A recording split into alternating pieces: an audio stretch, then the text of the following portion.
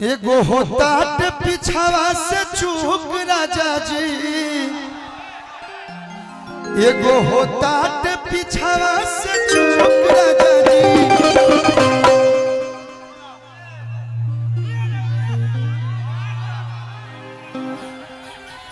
रुको रुको, हेलो रुक जा, वहीं बजा दे। बताओ ये तो है नहीं खे, आपका भी नहीं है, आप पहले ही सरेंडर मार दो। देखा हुआ बक पागल इकुल का कह दे रहा। हेलो कि एगो होता पिछावा से चूक राजा जी, तो लगाई दी चोलिया के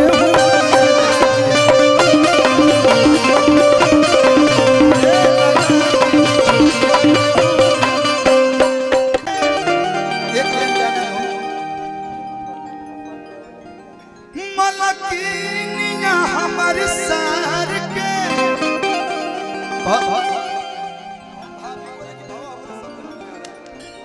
फंसा दिया है हमको। ये हमसे उम्र में बड़ा है लेकिन भैया भैया बोल के ना हमको भसुर बना दिया है। हाँ? भाभी आज के लिए कि तू ही बारू घर के मलकिनिया हमारे सार के, अरे बहिनिया हो मैं पैराडाइज प्रोडक्शन कारण हो ही तेज बनेगा का जी का साले साहब खुश रहो। और कोनो बहन हो के तो प्रियंशुआ से बियाह करा दो।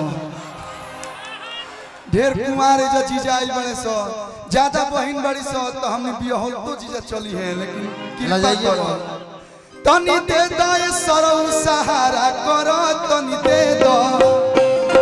हाय देखो हाय हमनी सब रणवन समाज के अध्यक्ष सत्तू डार्लिंग बैठे हैं। सत्तू सताल भैया तनी दे दो सरौ सहारा करो तनी दे दो।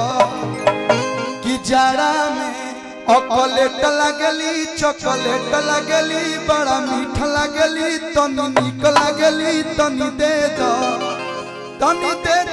सरौ सहारा करो तनी दे दो भैया। लेकिन भैया कि तोहरे नाम कदम छपरा के जमीनिया ना बना तू नगीनिया हो तोहरे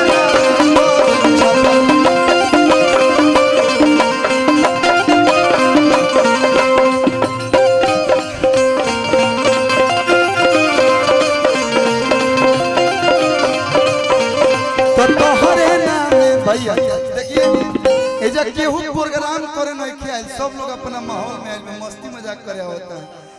का करी है दादा का करी है दादा का भाई जाड़ा में रड़ुआ का करी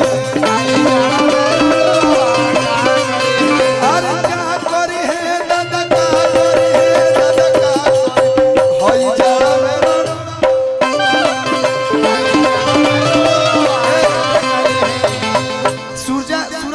सूरज गया क्या? सूरज भाई ने वो गीत लिखा था माइनर में रही है सूरज कि हेने यार कठुआई दी समर में, यही भाई लिखा था हेने यार कठु। देखो तोर कैरियर पर ब्रेक नहीं खेला गो, तोर कैरियर में नु ब्रेकर बन गइल बा जोन हो ब्लैक जैकेट पहन के बैठल बा। तू तोर गाना बना के भेजते नहीं के तू का हम करी। इने यार कठुआई दी समर में आ तू भतार संगे सुतबू कमर में।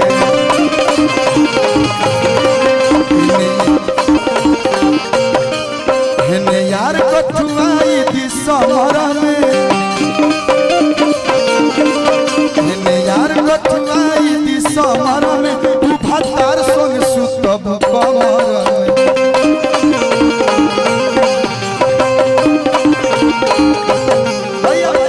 ज्यादा गाना ज्यादा ना, एगो हम चाहता नहीं कि एगो नया गाना पर डांस हो जाओ, हमार सब भाई के मन बा। एक बाद हम जाए ना, अभी हम अभी खाई पूरी बुनिया बनल हो जौन भी भेज में और खा के तब हम जाए रहम अभी काजी भैया।